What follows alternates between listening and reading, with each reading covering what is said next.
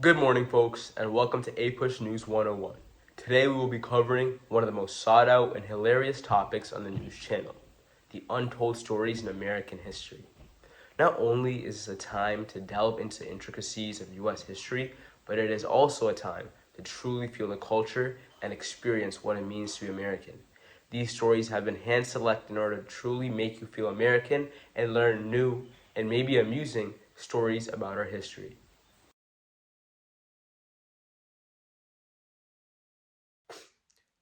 Did you know that there was almost a state named Franklin? Instead of having the state of Vermont, we could have had Franklin as our 14th state. So you may be wondering, why did this happen and why was Franklin almost our 14th state? Well, at the end of the American Revolution, the Congress was in a large amount of debt, leading to North Carolina seceding 29 million acres of land to ease the financial troubles at the time.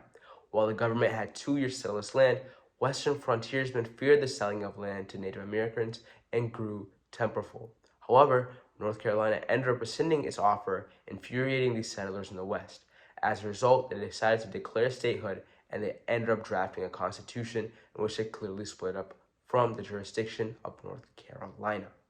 As you can see in this image here, the Constitution declares that your committee appointed to collect and adjust the reasons which impel us to declare ourselves independent of North Carolina report as follows to wit, and continues to establish the reasons for declaring statehood. Initially, this new state was called Franklin, but later changed to Franklin to appeal to Benjamin Franklin. In 1785, they went to Congress to officially gain statehood, but due to the strict restrictions of the Articles of Confederation, they were not granted their desire due to the two-thirds majority that was needed.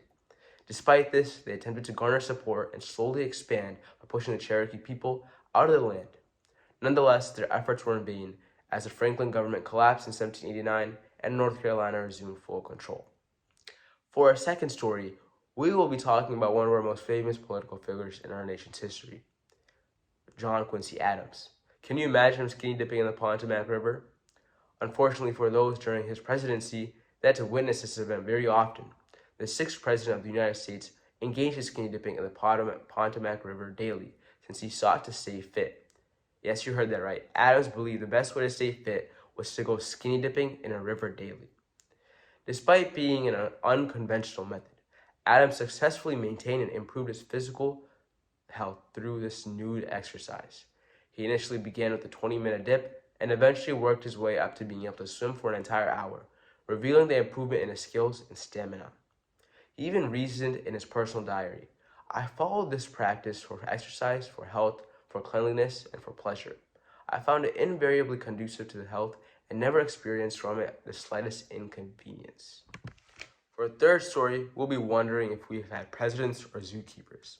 Presidents have had a wide array of pets in their tenures in the White House, but some kept exotic pets with even more unique names. John Quincy Adams had a pet alligator that lived in the bathtub of the East Room of the White House. It was a rather unusual gift from Marquis de Lafayette from France. Andrew Jackson, on the other hand, had a pet parrot. Despite being a fairly normal pet, its habits were far from the norm. In fact, his parrot was so foul-mouthed that it had to be removed from his funeral. Poe, the pet parrot, greeted the masses of gathered mourners with the behavior that Reverend William Menfee Norman described as swearing so loud and long as to disturb the people, letting loose perfect gusts of cuss words. Poe was so obstructive that he was eventually escorted out of the funeral. Also, Calvin Coolidge, or Cool Cal, had a pygmy hippo named Billy, which he received from a gift from tire magnate Samuel Firestone.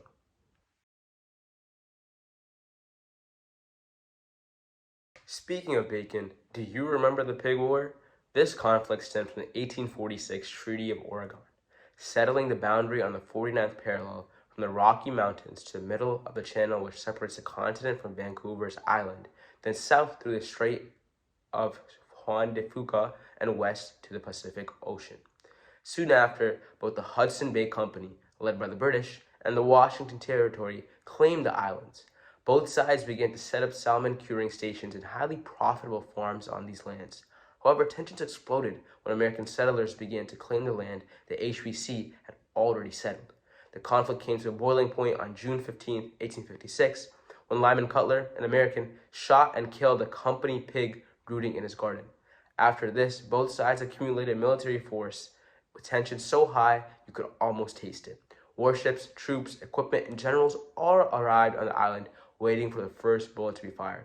Luckily for both sides, James Buchanan, the current president, heard word of the bizarre circumstances in late August and sent General Winfield Scott to resolve the issues. The island remained in joint military control for 12 years before being given to the United States in 1872. Fortunately for both sides, the only casualty was a British pig. For our next story, let's think about sugar. When you think of death by sugar, you would think it was caused by overeating. However, in 1919, 21 people died due to death by sugar as it suffocated and crushed them. The Great Molasses Flood of 1919 was a rather bizarre event, leaving Boston in a sticky predicament. The extremely nice weather on January 15th, 1919, had caused many workers and residents to spend time outside in Boston's North End. Around midday, they began to hear a rumble and assumed it was a nearby train. Unbeknownst to them, the rumble was far from a train. It was actually a flood of molasses. A 50-foot tall tank of industrial-grade molasses had ruptured, sending a 2.3 million gallon wave of molasses rushing through the crowd in North End. The tank had been known for being constructed poorly and with walls that were far too thin for the heavy load of molasses. Combined with the warm temperatures and the new shipment of molasses, disaster struck. The wave of molasses rushed through the North End at about 35 miles per hour. It knocked an elevated train off its tracks, crushed buildings, moved a firehouse and other buildings off their foundations, and suffocated both humans and animals. The crumpled pieces of the tank littered the debris field and showed the force of the molasses wave. Ultimately, 150 people had been injured and 21 had died in this incident. Cleaning up was no sweet task due to the sticky quality of the molasses. Fortunately, salt water broke down the molasses, giving the residents of Boston some hope. Incidents like these revealed the poor regulation of industries, fueling the progressive movement. For our final story of the day, we'll be going back to 1883, where Aaron Burr, who famously killed Alexander Hamilton, remarried, and his bride was Eliza Jumel, a wealthy socialite who had met Burr years earlier.